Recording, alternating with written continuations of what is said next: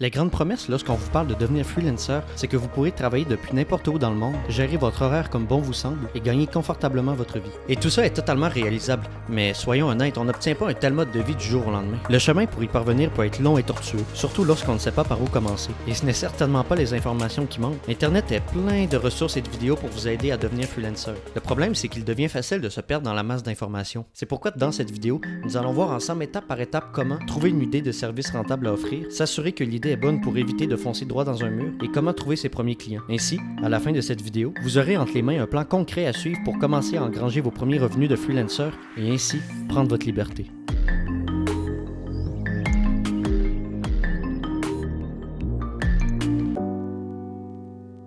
Un des plus gros défis lorsqu'on débute, c'est de trouver une idée de service rentable à offrir. Premièrement, rien ne garantit que l'idée que vous avez en tête va fonctionner. Et pire encore, la plupart des bonnes idées semblent être déjà prises par des grosses entreprises déjà bien établies depuis plusieurs années. Nous allons donc voir dans cette partie 3 pistes de réflexion pour trouver une idée de service à offrir. Ensuite, dans la partie 2, nous allons voir comment vous pouvez vous différencier pour éviter de vous faire écraser par la compétition déjà bien établie. Première piste, votre expérience. Disons que vous avez travaillé 5 ans dans une librairie. Vous aurez sans aucun doute déjà acquis certaines compétences utiles pour d'autres entreprises. Vous aurez aussi acquis une connaissance du marché. Vous connaîtrez mieux que n'importe qui d'autre la réalité et les besoins des librairies. Par exemple, vous aurez peut-être remarqué que certaines librairies n'ont pas une bonne présence sur les réseaux sociaux. Vous pourrez donc, par exemple, décider d'offrir de la gestion de réseaux sociaux pour les librairies. Mais si vous n'avez aucune expérience particulière, c'est pas grave parce qu'il nous reste 2 pistes à explorer. Deuxième piste, vos intérêts et passions. L'avantage de trouver une idée de service à partir de ses intérêts, c'est que vous allez avoir beaucoup de plaisir à travailler. On peut arriver à trouver une idée de cette manière en se posant les questions suivantes. Dans quoi les gens me demandent-ils souvent de l'aide? Qu'est-ce que je peux faire pendant 12 heures consécutives sans m'ennuyer? Qu'est-ce qui paraît facile pour moi mais difficile pour les autres? Lorsque vous répondez à ces questions, essayez de sortir le plus d'idées possible. Même si parfois, oui, ça peut sembler farfelu, c'est bon de sortir le plus d'idées possible. Ensuite, parmi tous les résultats, vous allez avoir quelques idées qui se démarquent. Troisième piste, faire des recherches. Un bon endroit pour commencer ces recherches, c'est sur Internet dans les espaces publics, comme par exemple les groupes Facebook, les forums ou encore les commentaires YouTube. C'est une bonne façon puisque les gens qui prennent la peine de publier un post ou un commentaire, c'est des gens qui ont réellement besoin d'aide dans ce domaine. Sinon, une autre façon, c'est de faire des recherches directement sur le terrain. Vous pouvez par exemple poser une question à des proches qui possèdent une entreprise ou sinon vous pouvez même contacter directement des entreprises que vous connaissez même pas. Sinon, une autre façon de faire des recherches est de sonder directement le terrain. Il y a une autre façon de faire des recherches et celle-là, je vais avouer que c'est un petit peu de la triche, mais je vais quand même vous la donner parce qu'on est là pour ça. La technique consiste à aller directement sur des sites de recherche d'emploi ou sur des sites comme Upwork par exemple et voir directement de quoi les entreprises ont-ils besoin. Je dis que c'est de la triche parce qu'à ce point-là, c'est tellement facile de voir c'est quoi les besoins des entreprises. Disons qu'après toutes vos recherches, vous en avez conclu que la gestion de réseaux sociaux pourrait être un bon service à offrir. Eh bien, j'ai une bonne et une mauvaise nouvelle pour vous. La mauvaise, c'est que ça ne sera pas suffisant. Quel que soit le service que vous aurez identifié, il y aura probablement une grosse entreprise déjà bien installée qui propose le même service. La bonne nouvelle par contre, c'est qu'il est plutôt facile de se faire une place et de se différencier dans un marché compétitif. Et dans la prochaine partie, nous allons voir exactement comment faire ça. Déjà, avant de commencer, on va aller voir les erreurs à éviter lorsqu'on essaie de se différencier. Et pour ça, je peux très bien vous parler de mon expérience. Lorsque j'ai commencé à offrir mes services, je pense que j'ai fait toutes les erreurs possibles et imaginables. Bon, pour commencer mon auto-humiliation, on va aller voir à quoi ressemblait mon premier site web. Le design en soi paraît bien, mais là où je veux attirer votre attention, c'est juste ici. Regardez tous les services que je proposais. De la mise en place de chatbots, de la création de sites web, de la gestion de réseaux sociaux, de la création de campagnes publicitaires, et comme si ça serait pas assez, je proposais aussi du SEO. Pas besoin de vous dire que tout ça, ça n'a pas fonctionné du tout. J'avais les compétences nécessaires pour aucun de ces services-là. Et pire encore, j'étais directement en compétition face aux plus gros joueurs de l'industrie. Après plusieurs mois à me faire claquer des portes tournées, j'ai enfin réalisé mon erreur. Je proposais bien trop de services et ce sans me différencier en plus. Mais pas très longtemps après ça, j'ai décidé de me spécialiser sur un service précis, la création de sites web. Cette fois, c'était bon. J'étais enfin prêt à avoir mes premiers clients. Du moins, c'est ce que je pensais. La réalité, c'est que j'arrivais quand même pas à trouver des nouveaux clients. À ce stade-là, je vais vous avouer que c'était très décourageant. Je faisais tout mon possible pour avoir des clients, mais rien fonctionnait. Lorsque vous travaillez dans l'ombre pendant des mois et que tout ce que vous avez en échange, c'est des portes qui vous ferment droit dans la figure, je peux vous dire que c'est assez déprimant. J'ai donc décidé de faire une dernière tentative. Cette fois, j'ai décidé de cibler une clientèle très précise. J'ai décidé d'aller offrir mes services de création de site web dans une très petite ville au nord du Québec qui est ma ville natale. Et boum, ça a fonctionné à merveille. Dès la première semaine de prospection, j'ai eu mes 2 premiers clients. J'ai ensuite enchaîné les clients les uns après les autres. Ensuite, j'ai décidé d'étendre mes services sur de nouveaux secteurs géographiques. Et si je vous parle de tout ça, c'est pour souligner une erreur qui arrive très souvent chez ceux qui veulent vendre leurs services. L'erreur est de viser trop large. Cette erreur vient de la peur de ne pas vouloir perdre de clients potentiels. Mais lorsqu'on y réfléchit bien, ça fait aucun sens parce qu'à la base, vous avez aucun client. En fait, lorsqu'on débute, débute, il faut faire l'inverse. Il faut préciser au maximum son service. Parce que vos prospects vont naturellement aller choisir le service qui correspond le plus précisément à leurs besoins. Et en fait, quand on y pense, on est tous comme ça. Et pour prouver mon point, je vais aller vous mettre dans une situation très précise. Imaginez que demain matin, on vous annonce que vous devez recevoir d'urgence une opération au cerveau. C'est une question de vie ou de mort. Vous avez le choix entre deux chirurgiens. Le premier fait un peu de tout. Le deuxième est spécialisé dans les opérations d'urgence au cerveau. Qui allez-vous choisir? Le deuxième, j'ose croire. Eh bien, pour les entreprises, c'est exactement la même chose. Elles choisiront toujours l'entreprise qui répond le plus précisément à leurs besoins. Il y a une citation que j'aime bien qui illustre parfaitement ce principe. Niche until it hurts. En français, niche jusqu'à ce que ça fasse mal. En fait, l'idée avec ça, c'est de personnaliser votre service jusqu'à ce que vous avez l'impression d'avoir été trop loin. Aussitôt que vous ressentez ce sentiment désagréable, eh bien c'est bon signe. Et de toute façon, par la suite, rien vous empêche d'élargir votre service. Tout comme Amazon et Facebook l'ont fait à leur début. Au début, Facebook n'était disponible que seulement pour les étudiants de Harvard. Et Amazon ne vendait que des livres. Bon, je crois que vous avez saisi l'idée. Allons maintenant voir comment, concrètement, se différencier pour se démarquer de la compétition et trouver plus facilement des nouveaux clients. Il existe plusieurs façons de se différencier et dans cette vidéo, je vais vous présenter les 3 meilleures. Nous allons prendre comme exemple le service de rédaction de pages de vente et nous allons préciser ce service à l'aide des 3 façons que je vais vous montrer. Première façon, préciser la cible. Cette façon consiste à préciser au maximum la personne à qui vous offrirez vos services. Prenons notre exemple de service, la rédaction de pages de vente. Offrir un service de rédaction de pages de vente à n'importe qui, c'est pas très intelligent. Nous allons donc préciser la cible. Rédaction de pages de vente pour les boutiques e-commerce. C'est pas assez précis ça. Rédaction de pages de vente pour les boutiques e-commerce dans le secteur de la mode. On pourrait faire mieux, hein? Rédaction de pages de vente pour les boutiques e-commerce dans le secteur de la mode masculine. Ça fait pas assez mal, trouvez-vous? On va faire mieux. Rédaction de pages de vente pour les boutiques e-commerce vendant des costumes pour hommes. Ce service est ultra précis. Et croyez-moi, si vous approchez des boutiques e-commerce de ce secteur avec une telle offre, vous allez avoir une facilité déconcertante à vendre vos services comparativement à ceux qui font un peu de tout. Deuxième façon, préciser l'offre. Cette façon consiste à préciser au maximum votre offre. Bon, j'avoue, là, pour l'exemple de la rédaction de pages de vente, ça va être un petit peu plus difficile. Mais je vais quand même m'essayer. Des services de rédaction de pages de vente. Des services de rédaction persuasive de pages de vente. On va préciser encore un peu. Rédaction persuasive de pages de vente avec une écriture féminine.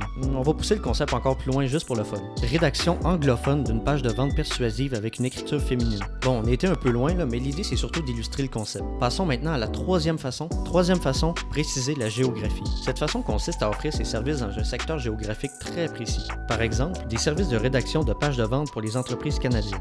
C'est pas assez précis ça. Rédaction de pages de vente pour les entreprises québécoises, pour les entreprises montréalaises. Non, pour les entreprises en banlieue de Montréal. Bingo. Ce que je vous conseille de faire, c'est d'utiliser plusieurs façons à la fois. Vous aurez ainsi la crème de la crème. Par exemple, service de rédaction de pages de vente pour les entreprises québécoises vendant des produits à des mamans québécoises. Nous avons ici une géographie précise, le Québec, et nous avons une cible précise, les entreprises qui vendent des produits aux mamans québécoises. Maintenant que nous avons notre offre précise, on peut passer à l'étape suivante. Nous sommes maintenant rendus à l'étape la plus cruciale. Nous devons trouver nos premiers clients. Cette étape est cruciale puisqu'elle vous permettra avant tout de valider votre idée. Si l'idée fonctionne, vous pourrez passer à l'étape suivante qui est de créer votre logo, votre site web et vos cartes d'affaires. Mais si votre idée ne fonctionne pas, eh bien pas de panique parce que je vais vous montrer une méthode pour transformer ces échecs en victoires. Beaucoup de gens pensent que le plus important pour trouver ses premiers clients, c'est d'avoir le bon diplôme et la bonne âge. Mais la vérité, c'est que vos prospects s'en foutent complètement. J'ai eu mes premiers clients à l'âge de 18 ans et j'avais aucun diplôme ni aucune expérience. En fait, vos prospects ont besoin principalement d'une seule chose.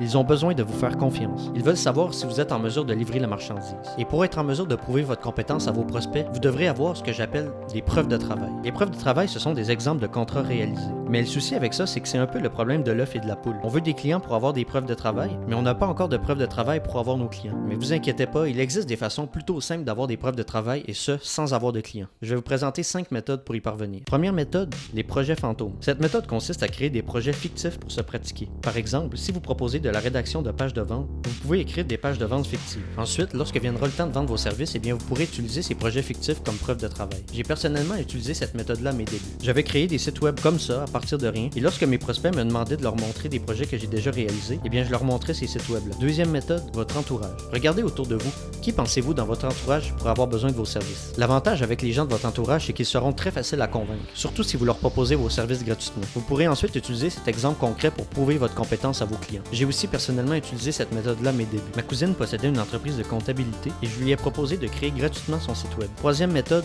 le faire secrètement et gratuitement. Cette méthode consiste à cibler une entreprise qui pourrait avoir besoin de vos services, puis, ensuite, réaliser le contrat sans rien lui dire. Reprenons l'exemple de la rédaction de pages de vente. Ce que vous pourrez faire, c'est de rédiger une page de vente pour une entreprise. Ensuite, vous contactez l'entreprise et vous lui expliquez que vous êtes rédacteur et que vous avez rédigé une page de vente gratuitement pour eux. Si l'entreprise dit oui, eh bien tant mieux parce que vous allez avoir une preuve de travail solide. Et dans le pire des cas, si elle refuse, eh bien vous serez toujours gagnant. Premièrement, eh bien ça va vous avoir permis de gagner en expérience. Et deuxièmement, eh bien rien ne va vous empêcher d'utiliser quand même ce travail-là comme preuve de travail. Quatrième méthode, le faire pour vous-même. Si vous avez une façon de pouvoir bénéficier de vos propres services et ça gratuitement, eh bien faites-le. Ça va montrer à vos prospects que vous avez tellement confiance en vos services que vous êtes prêt à les utiliser sur vous-même. Cinquième méthode, faire de la sous-traitance. Cette méthode consiste à approcher une entreprise ou un particulier qui propose des services semblables à ceux que vous voulez proposer. Ensuite, vous pouvez proposer à cette personne-là de travailler pour elle. Cette méthode a l'avantage particulier de pouvoir avoir des preuves de travail sans courir après des clients. Vous pouvez même aller jusqu'à complètement gagner votre vie ainsi, pourquoi pas. Donc voilà, on vient de faire le tour des 5 méthodes. Je vous conseille d'accumuler au moins 3 ou 4 preuves de travail avant de passer à la suite. Parce qu'honnêtement, ça va être vraiment important. Ça va vous permettre de devenir meilleur dans ce que vous faites et surtout, vos prospects vous feront bien plus confiance. Si votre idée de service était bonne,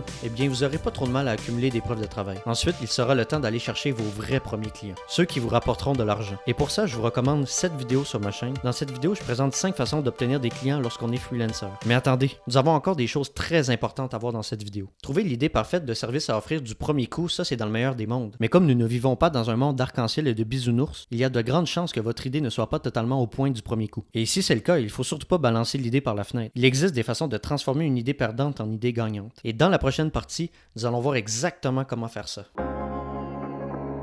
Imaginez que vous essayez de vendre vos services depuis un bon moment et que rien ne fonctionne. Imaginez que personne ne veut acheter vos services. Cette situation serait très décourageante et personne n'est à l'abri. Je vais donc vous présenter 3 étapes pour transformer une idée perdante en idée gagnante. Premièrement, eh bien, vous devez demander à vos prospects pourquoi ils n'ont pas acheté. Ça va vous aider à savoir si le problème vient de l'offre ou de la cible à qui vous essayez de vendre vos services. Une bonne question que vous pouvez poser, c'est qu'est-ce qu'il manquerait à mon offre pour que vous l'acceptiez? Si le problème vient du fait que votre prospect manque de confiance en vous, vous le remarquerez par les questions qu'il pose et par son non-verbal. Ensuite, la deuxième étape, émettre une hypothèse. Après avoir posé des questions à vos prospects qui n'ont pas acheté, prenez une feuille de papier et écrivez dessus la raison pour laquelle vous pensez que vos prospects n'ont pas acheté. Troisième étape, valider l'hypothèse. Si votre hypothèse était « je ne cible pas les bonnes personnes », eh bien essayez tout simplement de cibler d'autres types de personnes. Si vous réussissez à vendre vos services plus facilement, eh bien vous aurez confirmé votre hypothèse. Et si rien ne change, eh bien ça va vouloir dire que votre hypothèse était fausse et vous devrez donc en émettre une nouvelle et ensuite la retester. Je vais maintenant vous montrer des erreurs que vous devez absolument éviter lorsque vous essayez de transformer une idée perdante en idée gagnante. Évitez de changer trop de paramètres en même temps. Si vous voulez tester votre hypothèse, vous devez varier seulement un élément à la fois, l'offre, la cible ou le prix. La raison à ça, c'est que si vous changez tout en même temps, eh bien au final, vous ne saurez jamais vraiment pourquoi votre offre fonctionne cette fois-ci. Ne pas baisser trop le prix. Si vous baissez trop le prix de vos produits, votre client, inconsciemment, va penser que votre produit est de moins bonne qualité. Une autre raison, c'est que si vous devez absolument baisser vos prix très bas pour avoir des clients, c'est peut-être parce que vous ne ciblez pas les bonnes personnes. Ne pas tester trop de moyens de communication. À mes débuts, lorsque je vendais mes services, j'ai commencé à contacter des entreprises en utilisant les emails. Ça ne fonctionnait pas. J'ai donc décidé d'utiliser LinkedIn. C'était la même chose, ça fonctionnait pas du tout. J'ai donc utilisé le cold calling. Ça fonctionnait pas non plus et tout ça devenait de plus en plus déprimant. Ça faisait des mois vraiment que j'essayais de vendre mes services de toutes les manières possibles, mais rien fonctionnait. Je croyais que le problème venait de ma façon dont je contactais les gens, mais j'avais complètement tort. Le vrai problème, c'était mon offre. Après plusieurs mois de travail et de découragement, j'ai décidé de changer mon offre et ma clientèle. Par chance, ça a fonctionné, mais j'avais pas le recul nécessaire pour analyser et comprendre la situation. Ce n'est donc que quelques mois plus tard que j'ai réellement compris mon erreur. C'est pourquoi si vous faites face à la même situation que moi, essayez pas pour rien de changer votre façon de communiquer, essayez plutôt de changer votre cible ou votre offre. Parce que finalement, si vous proposez vos services à des gens qui en ont besoin, le moyen de les contacter n'a que très peu d'importance. Bien que oui, certaines façons sont plus efficaces que d'autres, mais ça va être à vous de le déterminer. Une fois que vous trouverez votre idée de service rentable à offrir, vous allez être enfin prêt à concrétiser votre projet. C'est-à-dire que vous serez prêt à créer votre logo, votre site web, vos cartes d'affaires, votre adresse email professionnelle et enregistrer votre entreprise. La raison pour laquelle je recommande d'attendre d'avoir trouvé une idée rentable avant de passer à cette étape-ci, c'est parce que si vous avez créé votre site web, vos cartes d'affaires et tout, et que finalement votre idée ne fonctionne pas, eh bien vous aurez perdu du temps et de l'argent et vous devrez tout recommencer de zéro. Et de toute façon, là, pour être honnête, tout ça n'a pas tellement d'importance. Je veux dire, c'est pas impertinent de le faire, mais au final, c'est pas ça qui va faire toute la différence. Je vous recommande donc d'investir le le moins de temps possible dans tout ça, au moins pour commencer. Au début, faites simplement le strict minimum et dès que vous en aurez les moyens, ben là, ça pourrait peut-être valoir la peine. Ce que je vais faire maintenant, c'est que je vais vous recommander des outils pour tout créer. Le site web. Un outil que j'adore pour créer des sites web, c'est Wix.com. Sérieusement, là, je l'aime d'amour. C'est ultra simple et rapide à comprendre. Pour vrai, là, en une demi-journée, vous serez capable d'avoir un très beau site web. Le logo. Pour le logo, je vais vous présenter un autre de mes chouchous, Canva. Peut-être que vous connaissez déjà. C'est encore une fois un outil assez simple et intuitif. Vous pourrez facilement créer un logo en moins de 15 minutes. Et pour le logo, là, vraiment, là, pas besoin de vous casser la tête. Faites simplement quelque chose de propre, professionnel et ça va faire l'affaire. Les cartes d'affaires. Pour les cartes d'affaires, je vous recommande Vistaprint. Les prix sont assez accessibles et il y a beaucoup de templates de cartes. Les emails professionnels. Pour les emails professionnels, je vous recommande tout simplement Google G Suite. Donc voilà, c'est déjà tout pour cette partie. C'était assez court, hein? Mais cette vidéo n'est pas encore terminée parce que j'ai gardé le meilleur pour la fin. Une fois que vous aurez trouvé votre idée rentable et vos premiers clients, plusieurs portes s'ouvriront à vous. Ce sera peut-être le début d'une grande aventure. Vous pourrez garder votre activité simple et profiter de la liberté qu'offre le freelancing, ou sinon, vous pourrez aussi monter quelque chose de gros. Ce qui est le fun avec le freelancing, c'est que ça ouvre la porte à plein de projets lucratifs. Voici les opportunités que propose le freelancing. Devenir une agence. Vous pourrez par exemple commencer à automatiser votre activité en déléguant de plus en plus de tâches comme l'acquisition de nouveaux clients ou même le service que vous proposez, vous pourrez le déléguer. Vous pourrez ainsi vous libérer du temps pour développer et proposer de nouveaux services. Et petit à petit, votre activité de freelancing va se transformer en agence. Vendre des coachings. À force de servir des clients, vous allez petit à petit devenir un expert dans votre domaine. Beaucoup de gens pourraient devenir intéressés à développer les mêmes compétences que vous. Vous pourrez donc leur proposer des coachings pour apprendre à développer ces compétences. Mais il y a mieux que ça encore. Les formations en ligne. L'avantage des formations en ligne par rapport au coaching, c'est que vous n'avez qu'à travailler qu'une seule fois pour créer la formation. Et ensuite, vous pourrez la vendre le nombre de fois que vous souhaitez. La vente de formation en ligne est un business facilement scalable. Si vous choisissez ce modèle, je vous recommande de faire des coachings en premier pour comprendre les besoins des clients et ensuite, vous pouvez faire une formation en ligne selon les besoins précis des clients que vous aurez identifiés. Mais tout ça, ça se fera pas du jour au lendemain, bien sûr. Vous aurez besoin de suivre des stratégies efficaces ayant fait leurs preuves, sans quoi votre projet risque de ne pas aller très loin. À ce stade de la vidéo, j'ai probablement perdu l'attention de 80% des gens. Donc si vous êtes toujours là en ce moment, c'est que vous pensez sérieusement à devenir freelancer et à monter un business rentable. J'ai donc quelque chose à vous proposer. Je vous propose de rejoindre gratuitement mes contacts privés. C'est quoi ça? C'est un groupe de personnes à qui j'envoie chaque matin à 7h30 un email qui leur présente des méthodes pour trouver régulièrement des nouveaux clients, des conseils pour vendre plus facilement leurs services et éviter de perdre des clients potentiels, et des stratégies pour transformer son activité de freelance en agence. Par contre, ces emails sont envoyés une seule fois seulement. Si ça vous intéresse de nous rejoindre et ne plus rien rater, vous pouvez vous inscrire gratuitement en cliquant sur le premier lien dans la description. Ah, c'est vrai, je vous avais parlé d'une vidéo dans laquelle je présente 5 façons d'acquérir des nouveaux clients en tant que freelancer. Et bien cette vidéo-là, je vais l'afficher juste ici. Si vous avez aimé cette vidéo, je vous invite à vous abonner pour ne pas rater les prochaines. Sur ce, on se dit à très bientôt pour une prochaine vidéo. C'était Dylan. Ciao!